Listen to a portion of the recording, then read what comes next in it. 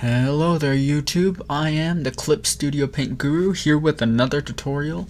Today we'll be covering the basics of Clip Studio Paint. For those joining me for the first time, this is a tutorial using the art program Clip Studio Paint.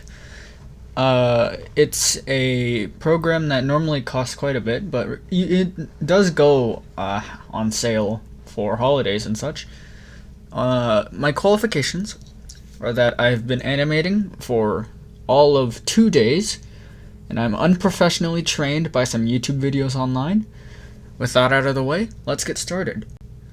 Today, we'll be animating a simple animation of a circle bouncing on the ground and rolling away. So, in order to do that, we're going to go to File, New. It would seem as though my capture it would seem as though my screen recording is only recording Clip Studio Paint, which is unfortunate, but you click File and then New, and then a window will pop up. I'll probably, no. Okay, so essentially you'll get a few options. For now, all we're going to do is set up a simple animation. So you'll see that what it does by default is set up this little blue, like this little tiny blue border around, and this is essentially what's going to be shown in your animation. And these margins are good for making notes. So if you want to say zoom in and say, just like a note, or like X goes here. Excuse my handwriting. You can make a note like that. But we won't really be using the margins too much today. But essentially, the scene takes place within this square here. So, assumedly, I hope that you know the basics of Clip Studio Paint for those watching, because this will be made mostly covering the animation part of Clip Studio Paint. Clip Studio Paint Pro lets you animate with 24 frames, whereas Clip Studio Paint EX lets you access the full timeline. But for today, we'll only really be using 24 frames, so let's cut that down. Now, if you don't quite have enough room for,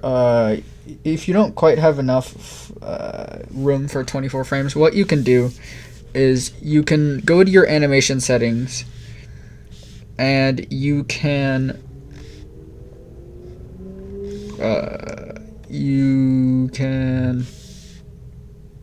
turn down the I don't know how to turn down the frame rate. Okay, so we'll be using more than 24 frames today to make a 1 second long animation of a ball coming down. So the first step to any animation should be planning it out. Now, as far as planning it out goes, what I like to do is I like to get a frame outside of my animation folder. Oh, I guess I should go over animation folders. So essentially, here are the basics. Each frame of your animation is called a cell, and cells are also known as layers, and these cells are located in these things called animation folders. You can find your individual animation folders here on the side, or here where you normally find all your layers. So here we have one animation folder. So if we wanted to as an example, let's say we want to draw a line here, and we want the line to move in this area right here or so. So what we would do is we would move over one frame and then add a new cell. Now, in order to do that, there are a few ways. You can either go to the animation, there's only one way. I only know of one way. There's this shortcut here that when you hover over it, it says new animation cell. If you click that, you get a new cell, on whichever frame you were mousing over, and you can make the line go over here. So now, as you can see, the line has moved. Now, this won't be much of an animation at our current frame rate. It'll be way less than like half a second. So ideally, we want these to be a little bit apart so that you can at least get a sense of where everything is. So we're going to turn this 1 second towards the end there. So if you go here and you click right here for play, you can see that it impressively moves over a little bit. And that is our first animation, ladies and gentlemen. We're going to delete that though. We don't need any of that. We're going to just Control Z this whole thing.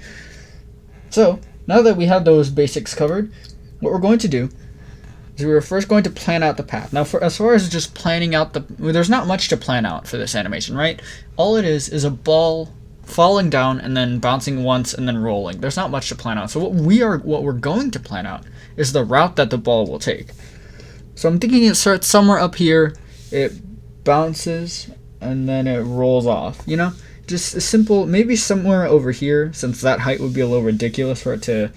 Anyways, we'll start it right here, and we'll start off frame. It'll bounce once. I don't like that path. It'll bounce. I don't like that path. It'll bounce. There we go. So that's a start. That's the first path it will take. So the ball will go down here, and then from here it'll bounce up a little bit, and then we'll just have it roll off from there. So that's our path. Now we have the path planned out and all that. Planning gets more complicated as your animations get more complex, but for now this is all we'll need. So I'm going to turn the opacity of the layer down, and we're going to move to our animation folder. Now this is where the magic happens. I'm going to turn the opacity down a little more. Essentially, this line here won't be present in the final product. It's just a guide that we can follow when we're actually animating. So now we are here in the animation folder in frame 1 or layer 1. So why don't we get started? So I could use a tool to make a perfect circle every time, but humans are full of imperfections, so we're just going to do it ourselves. So we're going to start right up here. There we go. It's a little off frame, as you can see, but that's because I want the ball to start right there, just a little to the side. So now we want to move it forward a little bit in the animation. And one important fact is that you don't need a frame. You don't need a new image for every frame. Sometimes it's okay to not have an in-between. That's what they're called. To not have an in-between on every frame. That's what I've heard. So we're going to skip 2 frames ahead. Now we'll skip 3 ahead to frame 4 just for now. We can move these around afterwards, so it's okay if you mess up a little bit. And we're going to create a new cell. Now as you can see in the animation folder, what that did is it created a layer 2. But oh no, our circle has disappeared. Our ball is gone. We can only see it if we go flip back to frame 1, and we don't want to keep switching between frame 1 and 4, you know? So what we can do is we can use a feature called onion skins. Now it's right here in this area, and if you click on it, look at that. You can see where your previous drawing was highlighted in blue. So now we can see that it was right there. And so we're going to have the ball drop down right here. Now, one strategy that I actually like to do is I like to go to the end of the animation and draw that frame first. Or second, I mean. And I'm not sure if this is the best way to do it or not. I'm not a guru or anything, you know? So I'm going to go all the way to frame 30, the end of our second long animation, and I'm going to draw the ball just off frame right there. So now we know what our end goal is. Oh shoot, wrong frame. So now I'm going to create a new cell, and we're going to draw the ball in kind of off frame like that. Perfect. So now we know what our end goal is. And we can see that the forward frames are highlighted in green. That'll disappear if we create a new frame, which we will in a second. So that's part of the onion skin. So we're going to go from frame 4 to frame 7 and create a new cell. And so after that, we're going to this is the simple part of this animation. Just gonna follow the path. And now we'll skip to frame 10. Now here, I'm going to squish the ball a little bit. You know, the classic squash and stretch of animation. We're going to add a little bit of emphasis on it landing on the ground. And to do that, we just kind of draw an oval. It should be about the same width of the circle, but you want it, if you want to demonstrate squish like this, you essentially just shrink the height of the ball a little bit. So now we will go to frame 13 and continue to follow the path. Frame 16, we will continue. I'm going to decrease the length between each ball bounce as it goes along, because that'll show that the ball is slowing down a little bit. Create a new cell. New one here. That's a little small. Your best friend will be the undo command, Control Z. And then we're going to go to frame 22, new cell. Here, as you can see, it kind of gets simpler as you do it. And now, a problem has arisen. We've gotten to the end of our animation, but it is not yet a second long. Let's see how it looks. Now, that is an issue. First of all, the ball travels a little too fast for my liking. So what we're going to do is we are going to spread them out a little bit. Instead of a 3-frame difference, we'll try a 4-frame difference. Just have it all take a little longer.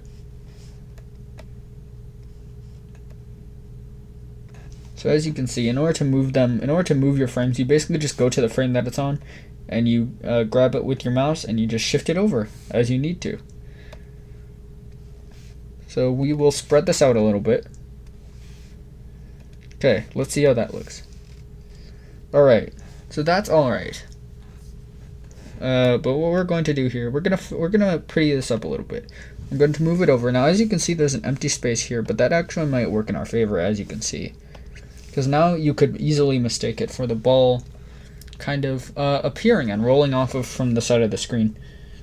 So if you scrub through the timeline, which is essentially you just dragging your mouse over it and viewing each frame at your own pace. We'll turn off onion skins for this. You can see your animation kind of at your own speed that you want it at. So the next step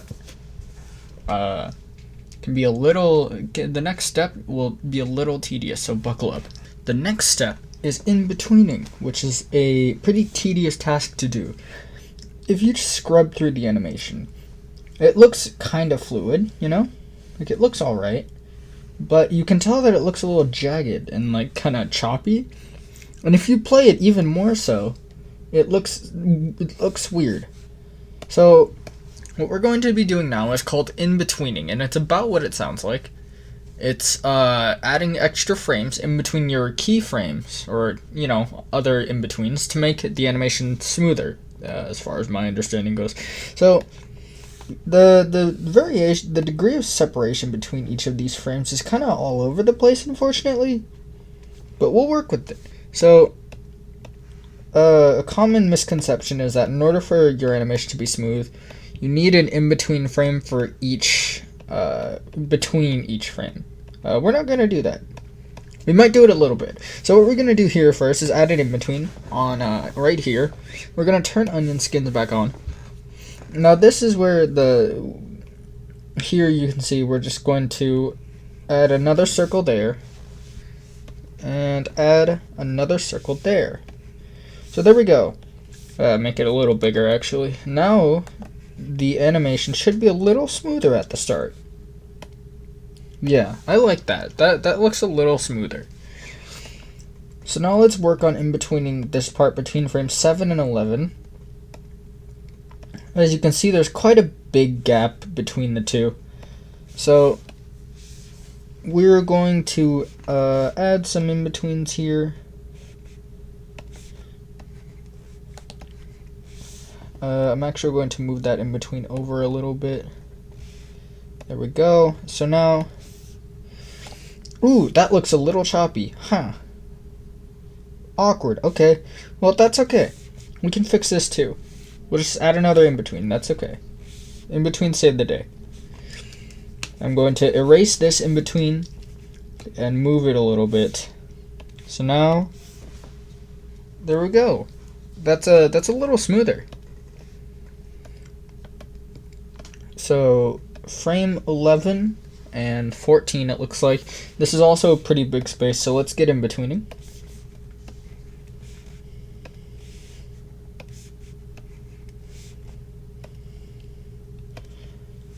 And from here, we will just continue to in between each of these frames.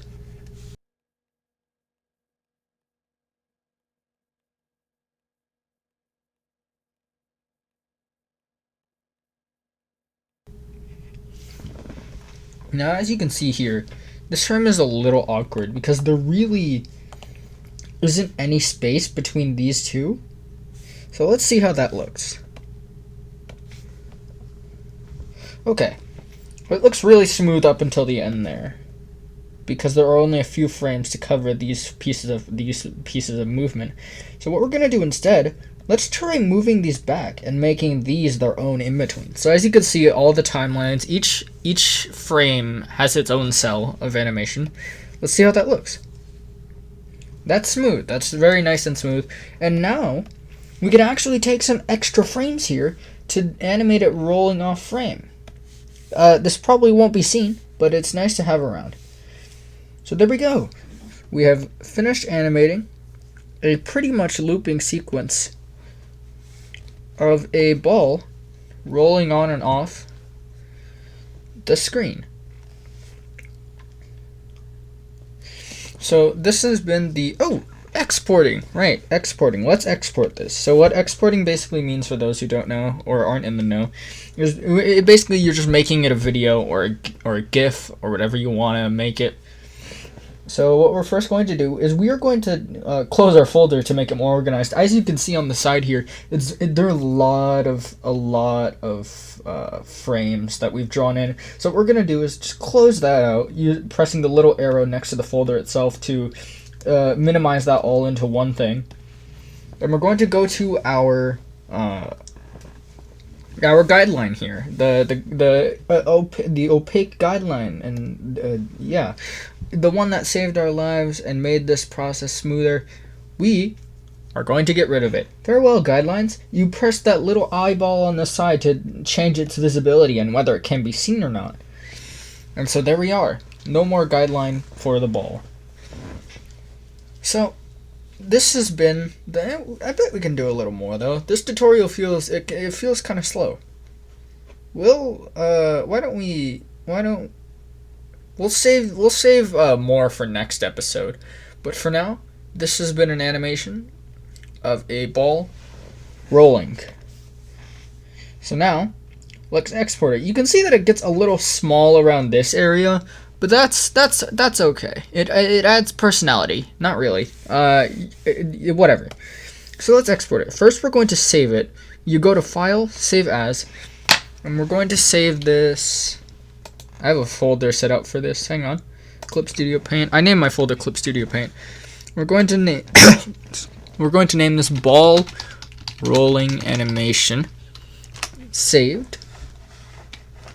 And then once that saves, you will see that the title on the top of our window has changed to ball rolling animation, as well as right here. So now we know it's saved, and we're going to export. Now, when you click File, there are 3 different options for export. It's export single layer, which you normally use for images.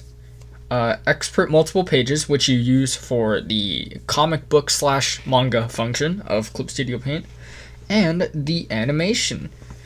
And so this is what we're going to be using. Now, you can either send it over to your computer as a sequence of images, which means that each frame will get its own file.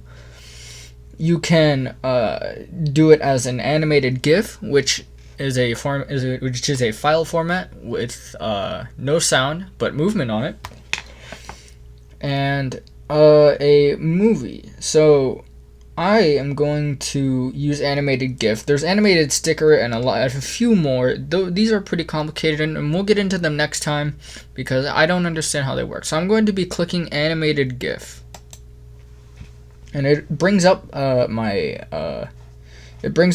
files and lets me name it. So I'm going to keep the name ball rolling animation and save it.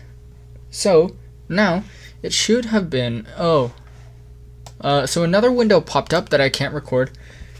It's the settings for the exported GIF. It lets you change the width and the height, and then the amount of frames that you're going to export, as well as the frame rate. So I'm going to leave this all as default and just click OK.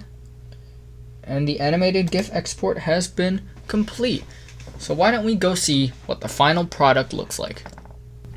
So, as you can tell, the ball rolling animation isn't terrible for your first animation.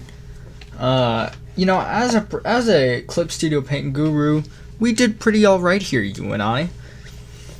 However, you can see that the second bump is a little hard to notice. I think we could have improved the pathing on that a little bit and with the planning, but that is alright. For a first time animation, this isn't that bad. Next episode, we will cover whatever I learn next. Thanks, guys. Have a good day, and I'll see you guys when you're ready to learn more animation. Okay, so now for a serious, actual, not joking talk about what this is. This is going to be a new series on this channel, I hope, where, I'm getting into animation recently since I recently got my hands on Clip Studio Paint. So I thought that instead of just doing it all on my own, just in my room, just silently working over it, I would get an excuse to basically talk with myself and show off my progress and basically get some help too. So this series will kind of just it'll show my progress in what I think is a pretty unique way. So this first episode is the first episode. So the animation itself is really basic and mediocre. That's okay because I specifically will improve. On that note, if you have any tips on using Clip Studio Paint that you'd like me to see, please leave them in the comments below. I will take anything, even if it's, hey, your animation kind of sucks, never do it again. Please don't comment that though. So yeah, don't take these tutorials seriously. Please don't follow my advice. I am not nearly confident enough. I'm confident that this is not a good tutorial to follow. This is a tutorial you would follow as a joke. Don't follow this as a genuine tutorial, please. And I will basically be doing new episodes whenever I learn something new and am taking on a new project as well. So next episode I'll probably try out and mess around with some folders and multiple layers per frame. So we will see how that goes. I'll see you guys then.